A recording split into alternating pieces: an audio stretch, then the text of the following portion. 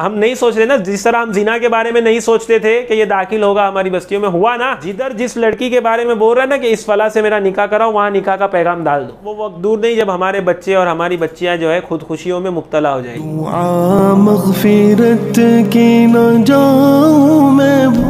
लेकिन एक चीज़ जो मैं यहाँ पर बताना ज़रूरी समझता हूँ कि माँ बाप को चाहिए, अपने माँ बाप को, कि जब वो देख रहे कि इतना बुराई का माहौल चल रहा है, वो वाकिफ़ भी है, तो उनको चाहिए कि अपनी औलादों की शादियों के बारे में फ़िक्रमंद हो जाए।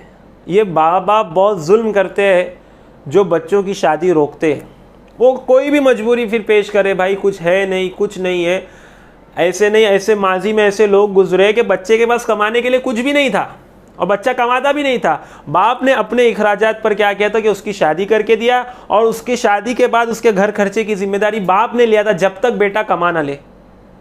अब हर बाप इस तरह अगर सोचने लग जाए तो कितना खूबसूरत माशरा बनेगा। हम नहीं सोच सकते ना। हमें चाहिए बड़ी से बड़ी जॉब, बड़े से बड़े प्लेटफॉर्म्स, बड़े से बड़ी तिजारत, यही चाहिए, तो ये कभी नहीं होने वाली है। ये पाते पाते 35 साल 38 साल हो जाते, शादियाँ नहीं हो रही, 30 साल हो जाते, शादियाँ नहीं हो रही। शादी की असल मज़ा जवानी में, और हम उसका जो है इनिशियल पीरियड हम ज़ाया कर रहे हैं, तो कहाँ से जो है हमारी चीज़ खैर पर आएगी? कभी खैर पर नहीं आएगी।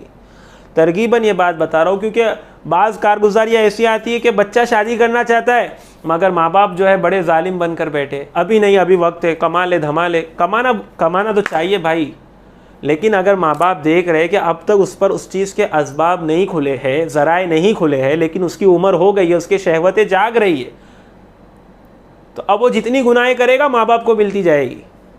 तो माँ बाप को चाहिए और माशरे को ये बात समझना चाहिए कि बाप के इखराजात पर अगर बच्चा शादी भी कर रहा है और बाप की कमाई पे अपना घर चला, तो इसमें कोई ऐब नहीं है, बल्कि ये पाकीज़ा चीज़ है। अल्लाह के नबी सल्लल्लाहु अलैहि वसल्लम ने क्या फरमाया कि दो मोहब्बत करने वालों के लिए निकाह से बेहतरीन कोई चीज़ नहीं है। मफहूम और खुलासा बता रहा हूँ।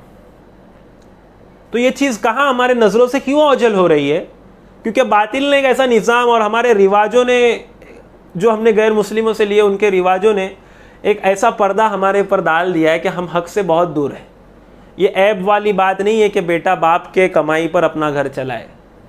जब तक बेटा खड़ा नहीं हो पा रहा अपने पैर पे, तो ये बाप को चाहिए, तो इसका सवाब बाप को भी मिलेगा, बेटे को भी मिलेगा। तो बात दोनों तरफ से एतदाल से आनी चाहिए। तो बाप ये जुल्म ना करे और बेटा फिर इसका फ़ायदा ना उठाए कि बाप ला के दे रहे, नहीं। अगर वो आपको निकाह करना है तो आपकी भी जिम्मेदारी यही है कि आपको भी फिर क्या है, हाथ पैर चलाना है ना। लेकिन इसके इंतज़ार में ना रहे। फिर जो मसला आता है घर का मसला, घर नहीं है। मैं आपको कह रहा हूँ कि अगर आप इखलास के साथ अगर ये करना चाहेंगे ना, और जब आप उठेंगे अल्लाह के लिए, अल्लाह के दीन के लिए, और ये निज़म करेंगे अल्लाह तेरी रज़ा के लिए शादी करने जा रहा हो, है तो कुछ नहीं लेकिन तवक्कुल तेरे पे कि तू सब कुछ देगा। हदीस का मफहूम और खुलासा बता रहा हूँ कि अल्लाह ताला फरमाते मैं बंदे के गुमान के मुताबिक फ़ैसले करता हूँ, जैसा उसका गुमान मेरे ताल्लुक़ होगा मैं वैसे फ़ैसले करूँगा। और ये बात हो ही नहीं सकती कि आपने अल्लाह पर गुमान किया हो कि अल्लाह मुझे देगा, अल्लाह मैं तेरे लिए कर रहा हूँ, तू मुझे देगा, नवाजेगा, कर देगा मेरे, और अल्लाह ना दे। ऐसा हो ही नहीं सकता, ऐसा हो ही नहीं सकता।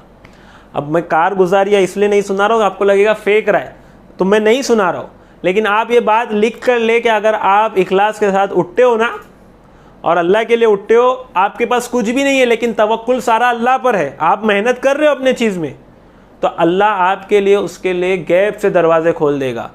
ये जो आज बहाना बन गया ना घर नहीं है, तो भाई सालों से अब तो भाई घरों के रेट्स इतने बढ़ रहे हैं ना कि आप सोच नहीं सकते क्या आपका खुद का कभी घर होगा।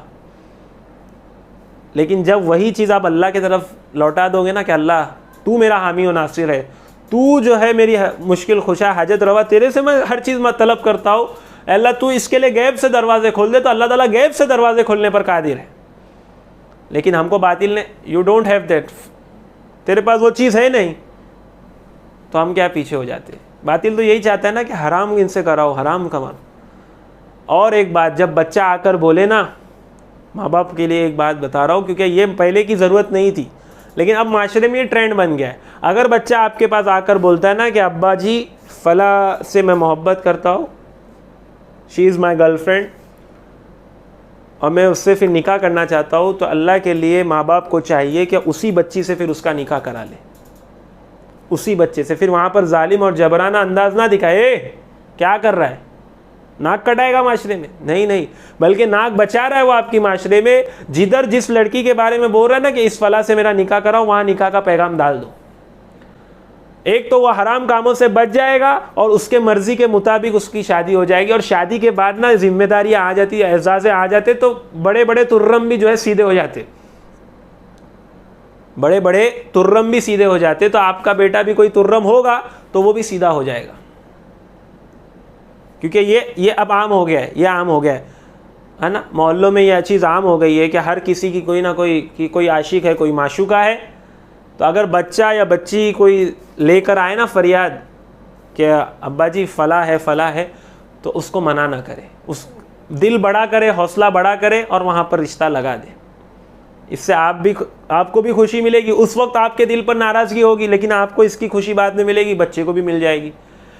इसके बाद एक तरकीब ऐसी है कि देखो, बहुत सी हमारी बहनें हैं जिनके निकाह नहीं हो रहे, बेनिकाह बेटे, और अब उम्र गुजरे जा रही है ना। तो अगर आपकी बच्ची की एक उम्र हो गई है, अब आपको समझ रहा, हर चीज़ तो मैं खुल कर नहीं बता सकता ना कि कितनी उम्र होना चाहिए, क्या होना चाहिए। एक उम्र है, गुजर गई है, अब तक कोई रिश्ता नहीं आ रहा, तो रिश्ते के लिए रुके ना कि कोई रिश्ता आएगा तो मेरी बच्ची का। ऐसे हमने कई देखे जो रुक रुक कर अब 40 तक पहुँचे, कोई रिश्ते नहीं है। कि इतनी बेनिकाह बहनें घर में बैठी होगी, उनके दिलों पर क्या गुजरती होगी जब कोई बारात उनके सामने से जाती होगी। कब कोई मोहल्ले में कोई बच्ची दुल्हन का जोड़ा पहनकर सज धज के अपने शादी के मंडप पे जाती होगी और ये बच्चियां उनको देखती हुई, तो उनके दिल पर क्या गुजरती होगी। और उनका कसूर ही क्या था कि वो जो बेनिकाह बैठी है। दो ही कसूर थे, एक तो जब रिश्ता आ रहा था तो बाप ना ना ना करता था, फिर बाद में रिश्ते आने बंद हो गए। और एक के बाप ने कभी कोशिश नहीं की कि मैं बाजू से जाके पेशकश करूं। हमारे माशरे में ये चीज़ का ऐप समझा जाता है कि बाप बेटी का पैगाम लेकर जाए कि मेरी बेटी है, आप इसका बेटा दे, आप अपना बेटा देगे इसे। ये चीज़ ऐप समझी जाती है, हालांकि ये चीज़ खैर है। अगर आपकी बच्चियों को निकाह के पैगामात नहीं आ रहे हैं तो आपको ज़रूरत इस बात की है कि आप अपनी बेटी पेश करें। आप माशरे में आप सबको जानते हैं किसके बेटे, उसके पास जाए, वो नहीं बोले उसके पास जाए, कहीं ना कहीं जाए, इससे खैर ही आएगा, शर नहीं आएगा। और बेनिकाह बैठने से अच्छा है कि निकाह हो जाएगा, बच्ची के लिए आसानी होगी ना। उसके दिल पर क्या अहवाल गुजरते वो आपको बताती नहीं होगी, तो ये चीज़ भी ज़रूरी है। इतनी बात अगर आपके समझ में आ रही है, क्योंकि जो फेम का चक्कर है, जो लालच है ना, उससे जो बीमारी अब आने को बची है वो खुदकुशी की है। वो वक्त दूर नहीं जब हमारे बच्चे और हमारी बच्चियाँ जो है खुदकुशियों में मुब्तला हो जाएगी। हम नहीं सोच रहे ना, जिस तरह हम जिना के बारे में नहीं सोचते थे कि ये दाखिल होगा हमारी बस्तियों में, हुआ ना, तो ये बीमारी भी, ये बुरी जड़ भी क्या है, दाखिल होने पर है। फ़िक्रमंद होना चाहिए, इस पर फ़िक्रमंद होना चाहिए।